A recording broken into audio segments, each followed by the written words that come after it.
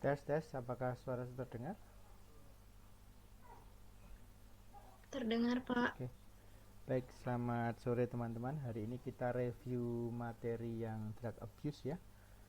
Karena materi yang drug abuse yang lain nanti akan disampaikan oleh teman-teman untuk presentasi mulai hari Selasa depan. Jadi sebelum kita presentasi yang minggu depan, kita resume dulu materi selama apa namanya 6 apa 7 pertemuan yang lalu, itu seperti itu ya. Silahkan, ini sifatnya aktif, saya ada dalam bentuk pertanyaan-pertanyaan, jadi silahkan pertanyaan-pertanyaan itu bisa dijawab secara ringkas saja sambil ngobrol gini lesan, dan kemudian mungkin kalau ada yang kemarin belum mengerti juga bisa ditanyakan seperti itu ya. Oke, jadi saya akan mulai share screen. Oke, ya, kita akan review materi ya.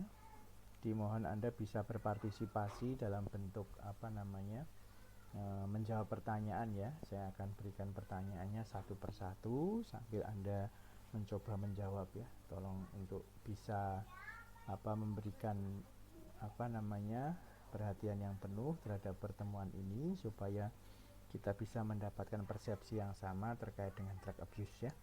Kalau kita cepat mengerjakannya kan kita juga bisa cepat untuk selesainya. Pertanyaan pertama ya. Mengapa rokok atau alkohol merupakan pintu masuk bagi penyalahgunaan narkotika atau psikotropika? Ya, saya ulangi, mengapa rokok atau alkohol merupakan pintu masuk bagi penyalahgunaan narkotika atau psikotropika? Yuk, silahkan. Ada yang mau menjawab? Silahkan. Tidak usah khawatir keliru ya. Kita namanya sedang belajar ya. Kita semua sedang belajar, jadi mari kita jawab sebisa kita. Silahkan, Evan. Baik, Pak mau mencoba. Mungkin kalau untuk rokok dan alkohol bisa menjadi pintu masuk penyalahgunaan narkotika karena rokok dan alkohol ini sama-sama bisa menyebabkan kayak ketergantungan gitu, Pak. Jadi Sama ketika dia ketergantungan. udah Hmm. terbiasa dengan rokok dan alkohol, maka ada kemungkinan untuk bisa penyalahgunaan narkotika seperti itu. Kalau sudah terbiasa menggunakan rokok atau alkohol, kalau dia merasa tidak puas, maka bisa masuk ke penyalahgunaan narkotik atau psikotropik, begitu ya? Ya, begitu. Oke, baik. Mungkin ada jawaban pertanyaan yang lain jawaban yang lain dari selain Mas Evan seperti ini? Pak, saya mau berpendapat. Silahkan. Kalau menurut saya tergantung dari lingkungannya ya, Pak. Mhm. Kebanyakan pada umumnya tuh kalau misalnya lingkungannya suka merokok, suka alkohol tuh jadi memiliki kecenderungan untuk mencoba-coba sesuatu yang lebih termasuk narkotika. Seperti itu, Pak. Oke, berarti kalau saya sempurnakan jawabannya, rokok atau alkohol itu dua-duanya bisa menyebabkan ketergantungan, ditambah dengan kondisi lingkungan tempat kita merokok atau alkohol tersebut, yang nantinya bisa memicu ke arah yang lebih jauh, yaitu kemungkinan penyalahgunaan narkotika atau psikotropika, bila kita nggak puas dengan penggunaan rokok atau alkohol tersebut. Begitukah? Dari dua ini? Gitu Mas David. Mas Menurut saya seperti itu, Pak. Oke, baik. Yang Putri, coba yang Putri yuk jawab yuk. Satu aja yang Putri. Ini biar meriah diskusinya. Yang Putri siapa? Wal Pak, Ya, Nika Dek Nita, silahkan. ya saya mau berpendapat Mm-mm. terkait rokok dan alkohol ini bisa menjadi pintu masuk. Selain karena bisa menyebabkan ketergantungan, di mana rokok dan alkohol seperti kita ketahui, di sini untuk peredarannya lebih gampang untuk didapatkan. Kemudian dari segi harga juga lebih murah sehingga di sini melalui rokok dan alkohol ini masyarakat karena dia lebih gampang dan lebih murah dari rokok dan alkohol inilah memulai uh, untuk merasakan untuk menggunakannya sehingga nanti akan merembet menjadi kecanduan tersebut dan dapat menjadi dan merembet ke penggunaan narkotika dan psikotropika seperti itu Pak. Oke, ya, intinya juga sama ya, bisa merembet ya karena ketidakpuasannya. Ini slide ini bicara lebih dalam ya. Coba Anda cermati di sini urut-urutan penyalahgunaan narkoba masih dengan seperti pertanyaan pertama, ada rokok dan alkohol, tapi rokok menuju narkotik, alkohol menuju psikotropik. Terus habis itu lebih jauh ada seks bebas, penyakit kelamin, HIV AIDS, lalu timbul kriminalitas. Kira-kira ada yang bisa menceritakan slide ini sebenarnya bercerita tentang apa? Ya, kita review ya. Jadi saya rasa ini slide ini juga sudah pernah keluar. Silahkan. Yuk. Yuk, masih ingatkah? Ini awal-awal dulu kita memulai kuliah. Yuk. Halo, Ya, halo. Veronica Livia, silahkan. Saya mau mencoba, Pak. Mhm. Jadi, narkoba itu diawali oleh dua hal ini, rokok sama alkohol. Di mana rokok ini itu bersifat sebagai stimulan, sedangkan alkohol ini sifatnya itu menekan SSP atau enggak atau depresan begitu, Pak. Mhm. Kemudian narkotik sehingga kan narkotik ini juga dia akan bersifat seperti stimulan tadi yang seperti sifatnya rokok, begitu pula psikotropik, terus nanti akan berdampak pada ke seks bebas sama penyakit kelamin ini yang nantinya akan menyebabkan kriminalitas, begitu Pak. Oke, baik. Terima kasih jawabannya Veronica. Mungkin ada lagi yang bisa menjawab? Yuk, silahkan yuk. Penyempurnaan atau menambah kuat. Ya, mari kita ramaikan supaya kita punya alur proses kuliah kita dengan lebih jelas. Silahkan, siapa? Yuk, bebas saja yuk. Mari berpendapat. Ayo, ayo, ayo.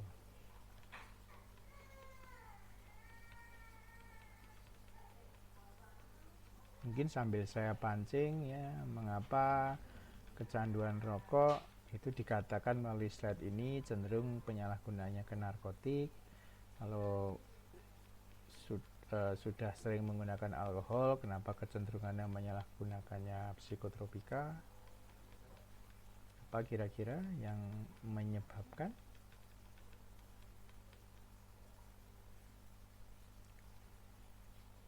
Lupa apa? Rokok itu mengandung apa tuh? Nikotin. Ya. Nikotin mayoritas sifatnya lebih ke arah stimulan. Alkohol itu depresan sistem saraf. Ya. Narkotik psikotropika itu juga menekan sistem saraf. Narkotik dan turunannya itu sifatnya rata-rata juga stimulan kalau yang menyalahgunakan narkotik atau turunannya. Jika misalnya seorang peminum alkohol, dia tidak puas dengan alkohol yang sudah dikonsumsi, dia beralih ke obat-obatan, maka obat-obatannya arahnya psikotropika dan derivatnya. Kalau rokok karena sifatnya stimulan, maka arahnya ke narkotika. Lalu gambar yang bawah apa? Nah, orang-orang yang menyalahgunakan narkotika ataupun psikotropika itu dari sisi kesehatan rentan terkena gangguan kesehatan. Apa? Macam-macam. Ya, karena namanya orang mabuk, orang sedang fly, maka bisa menimbulkan banyak hal. Atau misalnya orang-orang pengguna narkotika dengan menggunakan jarum suntik, itu bisa menggunakan jarum suntik secara bersamaan. Penggunaan jarum suntik secara bersamaan bisa memicu berbagai penyakit, entah hepatitis, HIV, AIDS, ya. Itu seperti itu. Belum lagi perilaku-perilaku lain, ya. Perilaku seks bebas, bisa menimbulkan penyakit menular seksual dan sebagainya. Itu dalam arti hal buruk yang ditimbulkan akibat penyalahgunaan narkotika maupun psikotropika. Nah, kalau sudah kecanduan, masih ingat kan? Kalau dia tidak mendapatkan obat, maka akan timbul gejala putus obat. Nah, gejala putus obat ini sesuatu yang menyakitkan secara fisik. Untuk bisa ngobatinya, orang cenderung akan mengkonsumsi obat yang disalahgunakan itu, sehingga akan menimbulkan perilaku drug seeking behavior. Nah, drug seeking behavior ini macam-macam, mulai dari mencuri, mulai dari mengambil paksa, mengganggu orang lain dan sebagainya, sehingga bisa menimbulkan kriminalitas. Jadi kalau misalnya Anda ditanya apakah penyalahgunaan obat bisa memicu kriminalitas, yaitu urutan-urutan ceritanya adalah demikian, gitu ya. Oke, kita sudah selesai yang pertanyaan pertama. Berikutnya, pertanyaan kedua. Nah, ini istilah-istilah. Yuk, satu persatu yuk dari atas ya. Apa itu toleransi? Apa itu ketergantungan fisik, psikis, adiksi, dan gejala putus obat? Yuk. Siapa yang mulai dari atas dulu? Toleransi, apa itu?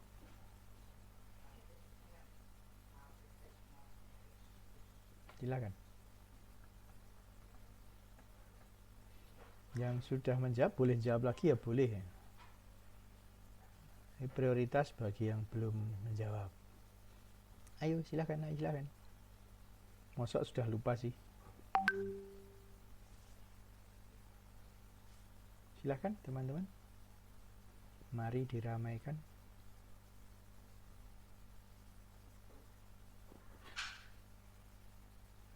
Halo. Toleransi. Halo Pak. Ya, Natasha. Ya. Jadi kalau yang toleransi itu tuh mungkin ini ya Pak, saya tuh pahamnya nanti tuh tubuh tuh udah mulai menerima gitu. Jadi kalau misalnya yang penyalahgunaan obat itu kan mungkin awalnya masih ada yang coba-coba gitu kan Pak. Terus kok kayak efeknya tuh mungkin lebih mengenakan daripada yang rokok atau alkohol tadi. Nah, untuk jadinya tuh toleransi tuh badan tuh benar-benar bisa mulai untuk menerima efek-efeknya gitu Pak. Oh gitu, toleransi badan sudah mulai menerima. Oke, itu jawabannya Natasha. Ada yang lain? Yuk, silahkan yuk. Mungkin Pak, karena Cici. tadi badan sudah menerima tuh Pak, jadi kayak cenderung ingin pakai dosis yang lebih-lebih lagi gitu Pak. Oke, karena badan sudah menerima, ingin memperolehnya dengan dosis lagi ya. Toleransi itu secara definisi apa sih? Untuk mendapatkan efek yang sama diperlukan dosis yang lebih besar, atau diperlukan penggunaan obat dalam jumlah yang lebih besar. Masih ingat cerita saya analognya itu misalnya kopi. Kita minum 1 gelas kopi nggak ngantuk. Tapi setelah beberapa waktu kok kita minum 1 gelas kopi ya tetap ngantuk. Nah, untuk tidak ngantuk karena kita mungkin belajar, lalu kita minum 2 gelas kopi. Nggak ngantuk lagi nih. Nah, terus 2 kopi ya tetap ngantuk lagi. Saya terus lebih lagi. Ini misal ya. Nah, untuk mendapatkan efek tidak ngantuk yang sama, diperlukan jumlah minum kopi, jumlah gelas kopi yang lebih banyak. Nah, itu kan cerita analognya. Jadi toleransi ini untuk mendapatkan efek yang sama diperlukan dosis yang lebih besar, kan dimulai dari coba-coba, kompromi, lalu coba-coba lalu terus, lalu terjadi toleransi. Ya itu kan masih ingat ya urutan-urutan seseorang terjebak pada narkoba. Lalu ketergantungan fisik mungkin bisa dijelaskan sekaligus dengan ketergantungan psikis. Yuk, silakan yuk. Mau mencoba Pak? Evan, silakan Evan. Kalau ketergantungan fisik itu contohnya kayak gejala putus obat. Jadi kayak misalnya dia sudah sering menggunakan narkotika misalnya dan kemudian kayak berhenti atau kayak tidak menggunakan lagi, maka dia akan ada efek kayak rasa sakit yang berlebihan seperti itu. Kalau yang psikis itu seperti perasaan cemas ketika kayak tidak bisa mendapatkan sesuatu, jadi kayak rasa cemas, kayak secara psikisnya gitu, mentalnya gitu. Ya. Oke, ketergantungan fisik ya, kalau seperti betul tadi yang katakan Evan, kalau dia tidak memperoleh obat, maka badannya rasanya sakit semua, kepala rasanya sakit, kepala rasanya mau pecah, nightmare dan sebagainya, atau mimpi buruk ya. Kalau ketergantungan psikis, dia merasa kalau saya tidak menggunakan obat itu, saya nggak punya ide. Kalau saya nggak menggunakan obat itu, saya merasa tidak bisa berkarya banyak. Jadi Jadi itu sudah tergantung secara psikologis, walaupun belum tentu itu benar. Oke, adiksi. Silahkan, yang lain. Ayo, adiksi. Coba jawab, Pak. Julio, silahkan. Menurut saya adiksi ini kayak keadaan seseorang itu yang pengguna narkoba, dia memiliki ketergantungan atau kecanduan terhadap obat-obatan tersebut. Seperti itu, Pak. Adiksi, seorang pengguna narkoba memiliki ketergantungan atau kecanduan dengan obat tersebut, begitu? Ya. Oke, ya nama lainnya kan adiksi, memang kecanduan ya. Oke, adakah istilah yang lain teman-teman? Mungkin ada yang bisa membantu menjawab, menyempurnakan jawabannya Julio.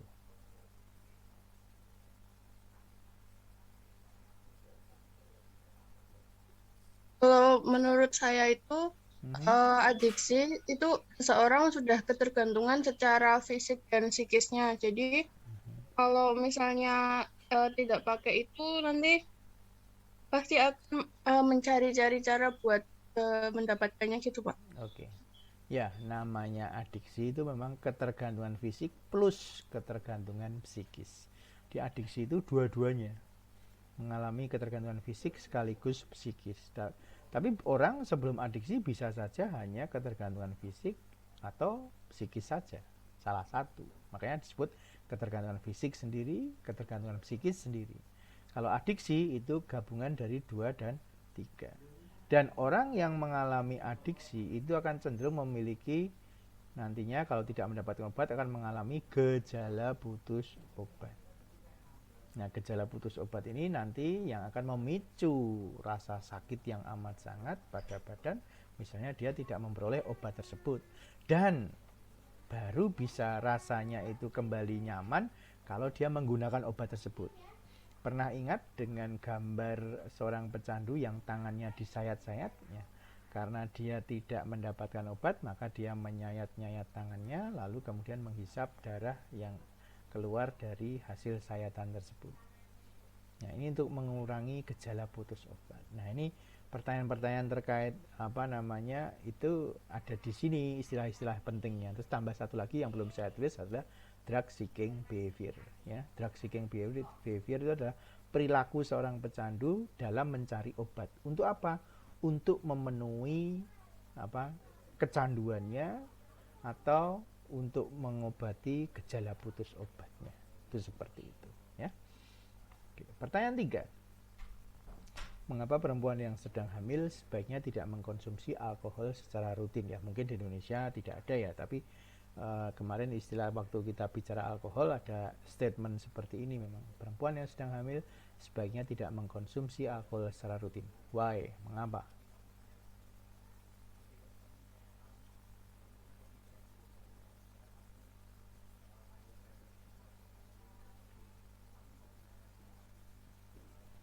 Yuk, mengapa ini kira-kira? Mengapa perempuan yang sedang hamil sebaiknya tidak mengkonsumsi alkohol secara rutin? Ingat sifat alkohol.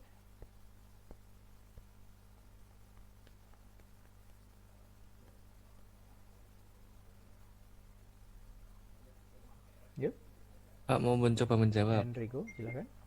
Soalnya alkohol ini bisa menembus plasenta, Pak. Jadi nanti bayinya ikut mabuk. Bayinya ikut mabuk, oke. Ya, istilahnya alkoholnya itu lipid soluble ya. Ya, itu alkohol ini lipid soluble, bisa larut lemak, sehingga dia bisa menembus blood-brain barrier.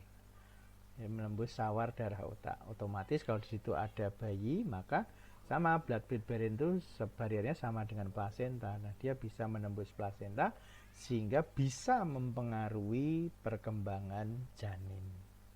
Karena alkohol itu adalah obat yang sifatnya menekan sistem saraf, maka bayi yang dilahirkan tentunya akan ada gangguan pada sistem saraf tersebut ya. Nah, ini mengapa tidak boleh mengkonsumsi alkohol secara rutin. Mungkin pertanyaan ini tidak terlalu relevan di Indonesia karena di Indonesia kan tidak ada budaya minum alkohol. Kalau di luar negeri yang 4 musim dan terutama musim dingin, mungkin penggunaan alkohol untuk menghangatkan badan itu terjadi, sehingga orang cenderung menggunakan ini untuk menghangatkan badan, ya. Tidak untuk mabuk-mabukan sebetulnya, tapi untuk menghangatkan badan. Nah, kalau orang sedang hamil, kondisinya sedang membutuhkan kehangatan karena musimnya dingin, maka sebaiknya tidak mengkonsumsi alkohol kalau perempuan tersebut sedang hamil, karena sifatnya yang lipid soluble tersebut. Nah, ini mungkin pernah mendengar ya, pil koplo. Apa itu pil koplo? Ini istilah yang sangat umum ya. Ya, walaupun nanti akan bicara lebih banyak nanti di minggu depan tentang penyalahgunaan narkoba. Tapi saya angkat istilah pil koplo yang saya rasa adalah istilah yang umum dijumpai dalam cerita-cerita tentang penyalahgunaan obat. Pil koplo itu apa?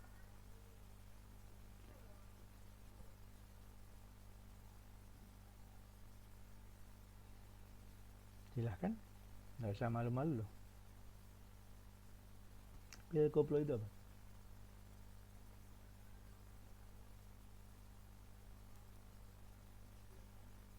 Nah, kok pada diem?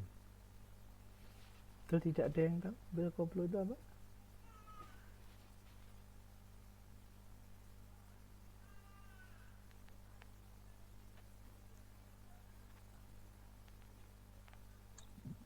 Mau mencoba menjawab Pak. Yosua, silakan. Pil koplo itu maksudnya itu pil yang termasuk golongan psikotropik, yaitu di mana atau obatnya baik yang maupun sintetis yang memiliki khasiat psikoaktif secara pusat dapat menyebabkan perubahan aktivitas mental dan perilaku penggunanya. Oke. Ya. Historinya namanya koplo. Koplo dalam bahasa Jawa itu artinya bodoh ya. Itu istilah saja. Mengapa demikian? Karena para pengguna pil koplo ini menggunakan obat-obat tersebut secara berlebihan. Lalu pil koplonya itu apa? Ya, pil koplonya mayoritas adalah pil golongan obat-obatan psikotropika, yaitu benzodiazepin, golongan benzodiazepin. Dia menggunakannya secara jumlahnya banyak, sehingga karena jadi penekanan pada sistem saraf pusat, sehingga dia nampak bodoh pada waktu dia mengkonsumsi obat itu secara berlebihan. Karena itu maka disebut sebagai pil koplo ya. Nah, ini artinya ya. Ini sebenarnya pil koplo ini dari obat-obat yang psikotropika, seperti yang paling kanan ini contohnya apa ini? Contohnya adalah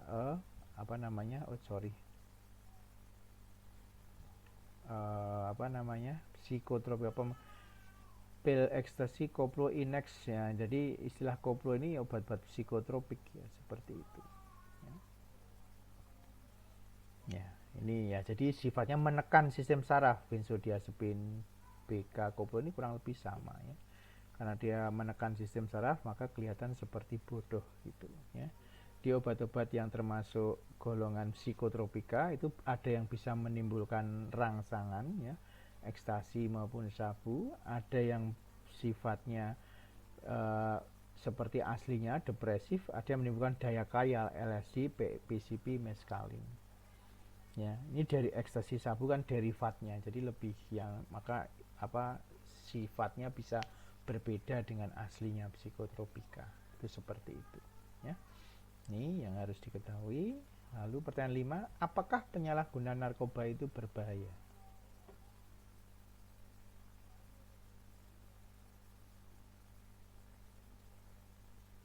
Ini kalimat normatif. Mungkin yang putri silahkan menjawab.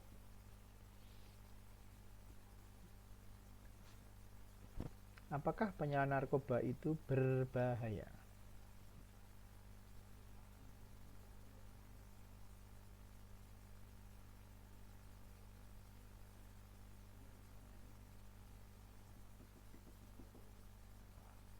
Ya, jangan lama-lama. Silahkan dijawab aja.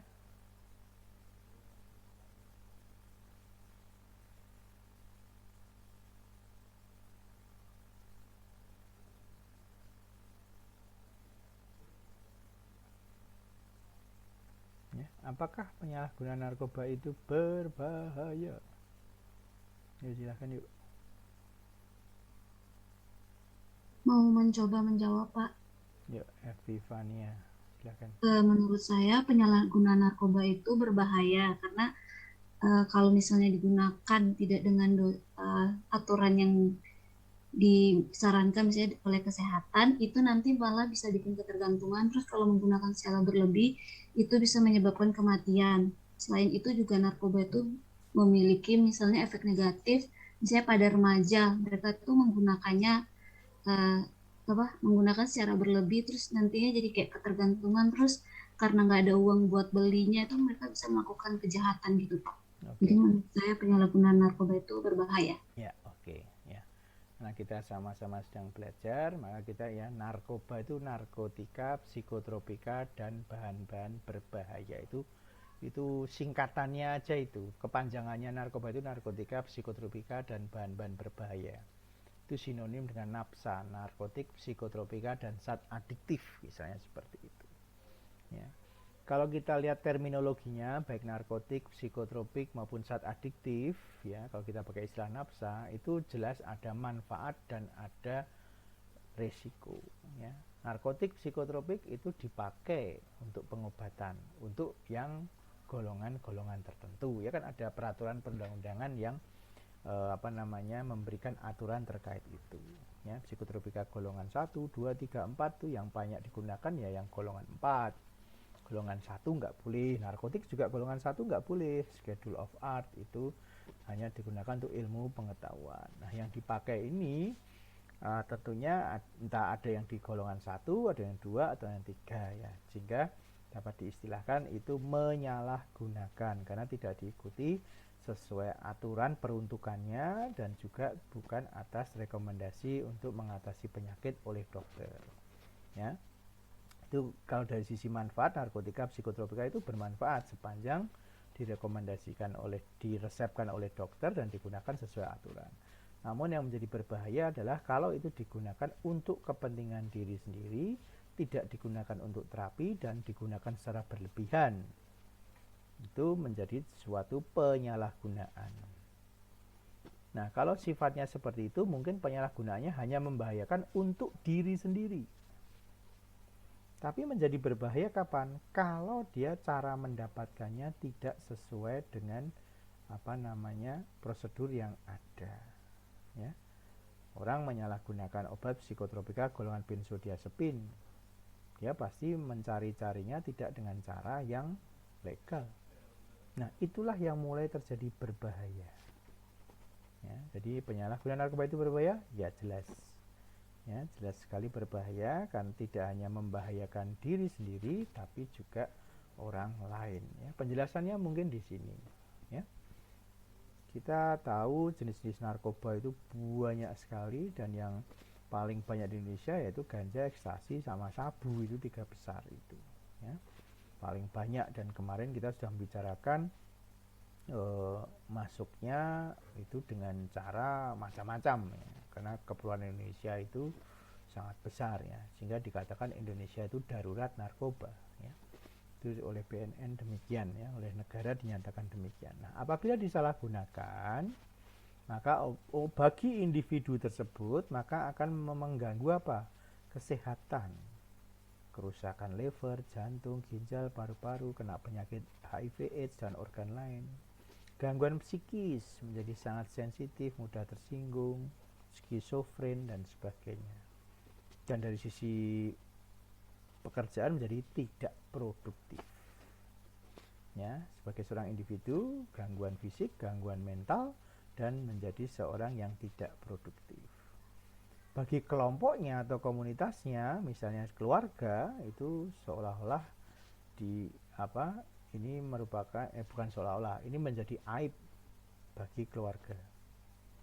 Waduh, ini kok ada yang kena narkoba, otomatis akan memalukan itu begitu. Pasti akan ada rasa itu. Teman yang tahu dari kelompok, loh kok dia penyalahguna narkoba, nggak cocok nih sama saya, dijauhi. Kalau di komunitas atau masyarakat, penyalahguna narkoba, kalau dia tidak berubah perilakunya, bisa tidak diterima oleh masyarakat. Jadi, Apakah berbahaya? Oh, jelas, secara individu gangguan fisik, mental, sama tidak produktif, keluarga dijauhi, dianggap aib, teman dijauhkan, masyarakat nggak diterima. Sebagai makhluk pribadi dan sebagai makhluk sosial, dia akan mengalami gangguan, itu seperti itu. Sebagai makhluk pribadi, dia gangguan kesehatan dan sebagainya. Sebagai makhluk sosial, maka tidak diterima oleh komunitas, keluarga maupun teman. Dampak negatifnya apa? Banyak. Sosial, ekonomi, politik, budaya, kriminalitas, kualitas kerja, dan bagi pemerintah itu merupakan beban. Karena apa? Harus dipulihkan. Itu seperti itu. Ya. Rehabilitasi. Ya. Kita tahu kemarin kita membahas ada sekitar berapa? 3,4 sampai 4 juta orang yang tergantung narkoba, dan itu kalau itu tidak produktif berarti banyak sekali ya, banyak sekali orang yang tidak produktif ya. Menimbulkan dampak negatif ya. Seperti itu. Nah, pertanyaan 6 baru kemarin beberapa waktu yang lalu kita bahas. Apakah detoksifikasi dapat menyembuhkan pecandu narkoba? Ayo silakan dijawab. Belum lama ini kita bahas ini. Yuk silakan yuk. Baru 1-2 pertemuan yang lalu kan.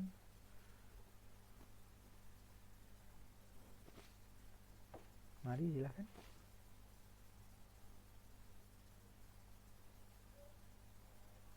Mari dibahas. Mau jawab Pak. Silakan. Kalau menurut saya dari yang Bapak jelaskan kemarin, sepahamnya saya itu detoksifikasi sebenarnya tidak bisa 100% menjadi kunci untuk penyembuhan seorang pasien ini, pecandu narkoba Pak, karena detoksifikasi itu hanya menghilangkan obat yang digunakan selama itu dari tubuh si individunya, tetapi sama sekali tidak menghilangkan dari si keinginan atau perilaku untuk menggunakan obat itu kembali dari si individunya Pak, seperti itu. Oke, mungkin ada lagi yang menambahkan jawaban lain, silakan. Yang menambahkan jawaban lain?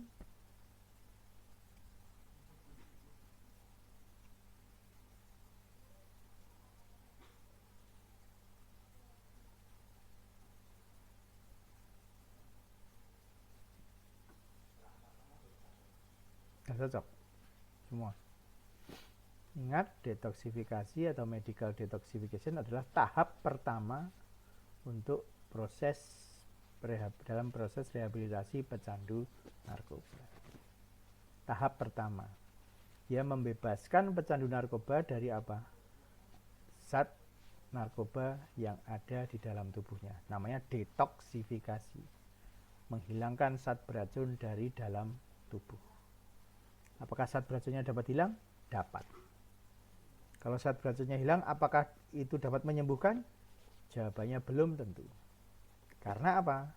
Pecandu narkoba itu tidak hanya terkena fisiknya, tapi juga terkena proses mentalnya.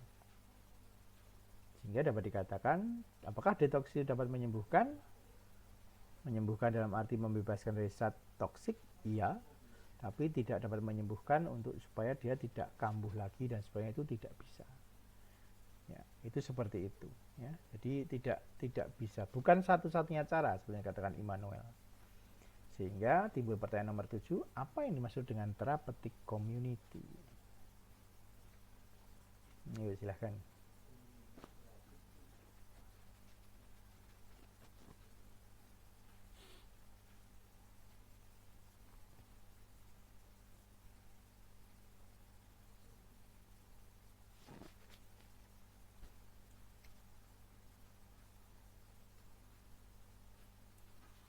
Yuk, silahkan yuk. Apa dimaksud dengan therapeutic community? Ayo diingat-ingat lagi yang kemarin. Kita membahas semua sampai yang kemarin supaya besok kalau hari Selasa dan seterusnya kita punya persepsi yang sama terhadap istilah-istilah yang nanti akan dipakai oleh kelompok-kelompok kalian untuk menyatakan presentasinya tentang penyalahgunaan narkoba. Yuk, silakan. Pak ingin mencoba menjawab. Maria, silakan. Jadi therapeutic community itu adalah salah satu tahap pengobatan tahap pengobatan untuk para pecandu narkoba, di mana menggunakan pendekatan sosial. Jadi para pecandu narkoba itu akan didampingi oleh terapis dan pecandu-pecandu narkoba lainnya, kemudian dalam suatu lingkungan dan saling membantu untuk mencapai kesembuhannya. Oke, masih ada lagi kah jawaban yang lain? Silakan. Mau mencoba menjawab, Pak. Tia, silakan. Jadi therapeutic community ini merupakan salah satu metode rehabilitasi sosial bagi korban penyalahgunaan narkotika, di mana mereka membentuk sebuah perkumpulan begitu, sehingga terjadi perubahan tingkah laku ke arah yang positif begitu, Pak. Oke. Perkumpulan lebih cenderung ke alkohol anonimus ya, itu semacam itu ya. Kalau therapeutic community itu sebetulnya sebuah metode yang digunakan sebuah misalnya tempat rehabilitasi untuk memulihkan pecandu narkoba. Therapeutic mungkin bisa dianggap dari medical detoxification-nya. Community adalah sebuah proses untuk mengembalikan memulihkan mental dari pecandu supaya nantinya dapat kembali ke masyarakat. Jadi kata therapeutic community itu Anda dapat mengingatnya dengan mudah. Therapeutic mungkin dari kata medical detoxification, terapi menghilangkan zat toksik dari tubuh. Community, lalu setelah zat toksik dari tubuh itu hilang, maka dipulihkan mentalnya untuk bisa nantinya berkumpul kembali dengan komunitas, keluarga, teman dan sebagainya. Jadi yang dimaksud dengan therapeutic community itu adalah metode itu. Jadi karena ada therapeutic community, kata therapeutic maka pasti akan diawali dari proses detoxification, detoksifikasi, lalu diikuti dengan pengembalian ke komunitasnya. Nah, gambarnya seperti ini sebetulnya teman-teman. Jadi gangguan yang dialami seorang pecandu itu fisiknya mengalami masalah, psikologisnya mengalami masalah, dan sosialnya juga mengalami masalah. Ya. Masalah fisik dan psikologis itu terapeutiknya yang berjalan. Ya, sosial community-nya yang berjalan. Jadi therapeutic community begitu.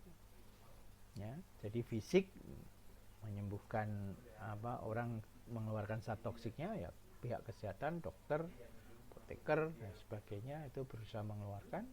Psikologis para psikolog ya, terus obat-obat yang psikiater. Lalu sosial orang-orang yang berusaha membuat dia memiliki kepercayaan diri lagi untuk dapat terjun di masyarakat, ya, memiliki kejujuran, memiliki harga diri, memiliki martabat misalnya begitu, supaya dapat diterima kembali oleh masyarakat seperti itu. Jadi gangguannya itu macam-macam, fisik, mental dan sosial. Ya, makanya harus dipulihkan dengan metode yang mengcover itu semua. Salah satunya adalah therapeutic community. Nah, ini contohnya begini. Sebelum rehab pecandu narkoba itu mungkin 88% fisiknya ya. Fisiknya butuh narkoba full 88%.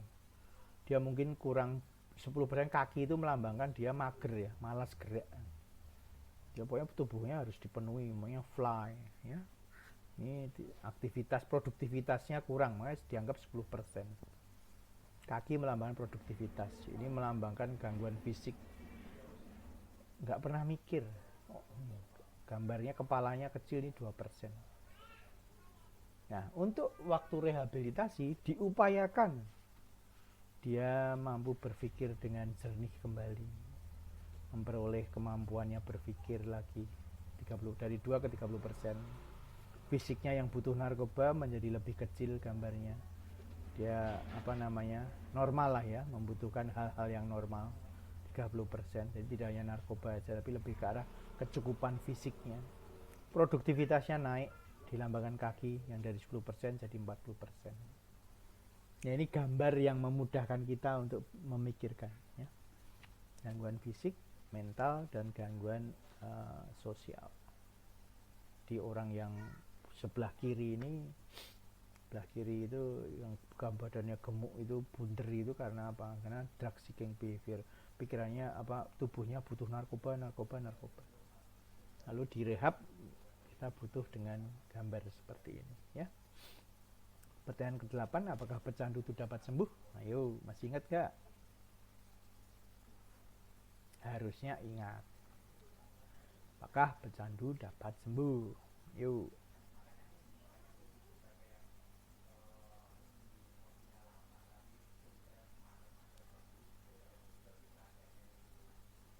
Yuk, apakah pecandu itu dapat sembuh?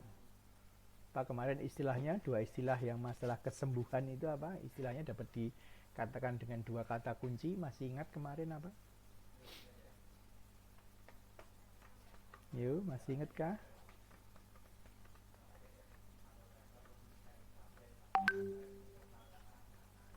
Ayo, masih ingat kah?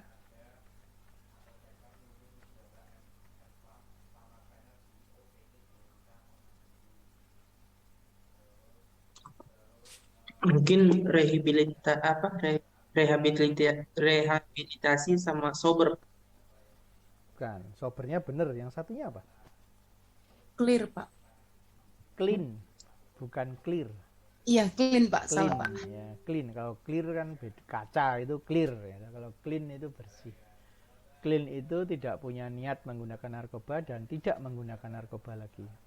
Kalau sober, selain clean, dia juga tidak bergabung dengan komunitasnya yang lama.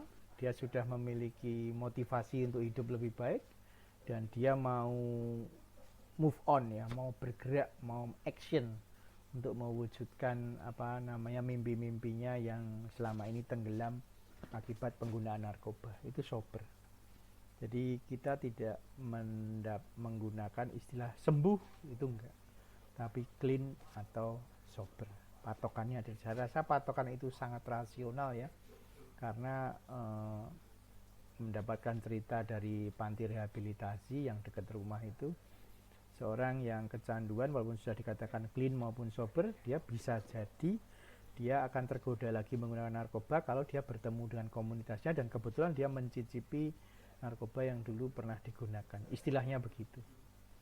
Jadi bisa dengan sangat mudahnya kembali menggunakan narkoba lagi, padahal melakukan treatmentnya setengah mati. Itu dikatakan apa namanya para teman-teman yang mendampingi apa namanya mereka yang rehabilitasi, sehingga mereka sangat menjaga jangan sampai mereka itu apa namanya kena narkoba lagi. Itu mereka betul-betul sangat menjaga. Itu seperti itu ya.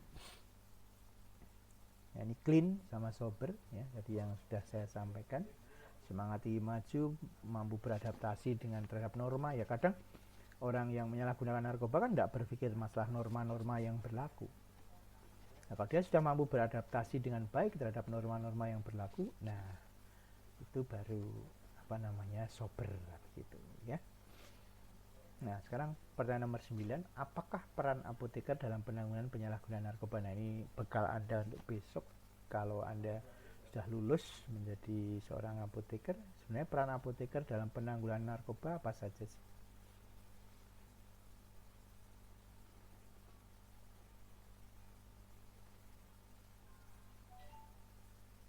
Apa kira-kira?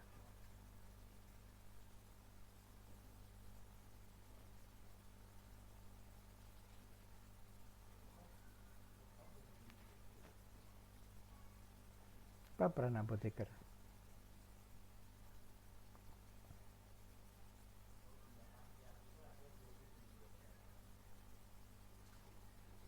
Loh, kok malah pada diem? Nah, ntar lagi pada lulus tahun depan. Kok pada bingung? Apa peran Anda? Yuk, silahkan. Apa peran Anda? Yuk.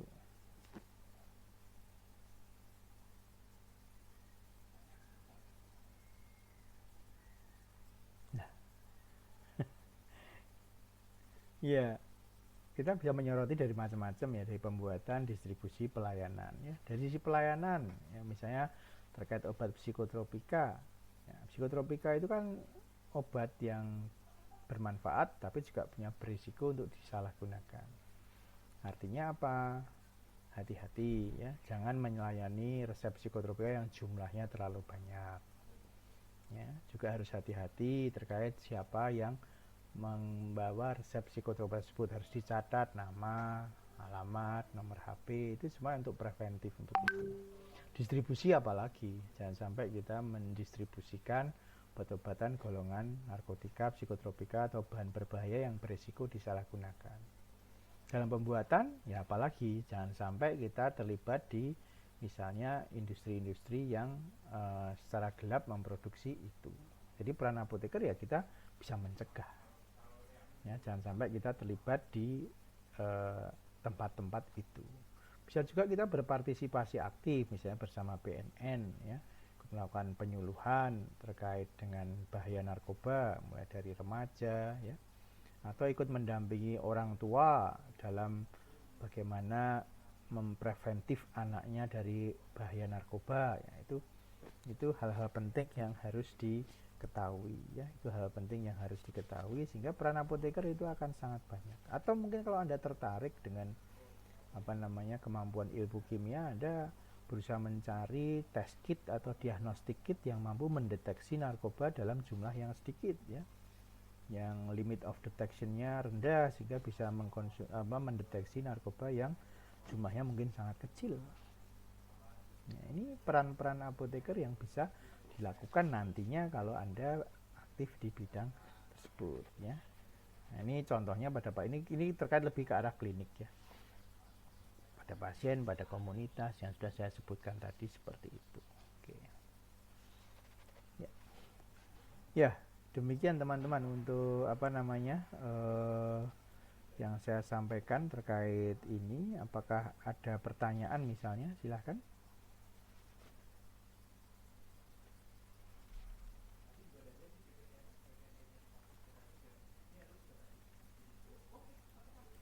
Ya, ada yang mau ditanyakan? Silahkan. Mau bertanya Pak, tapi Oke, silahkan.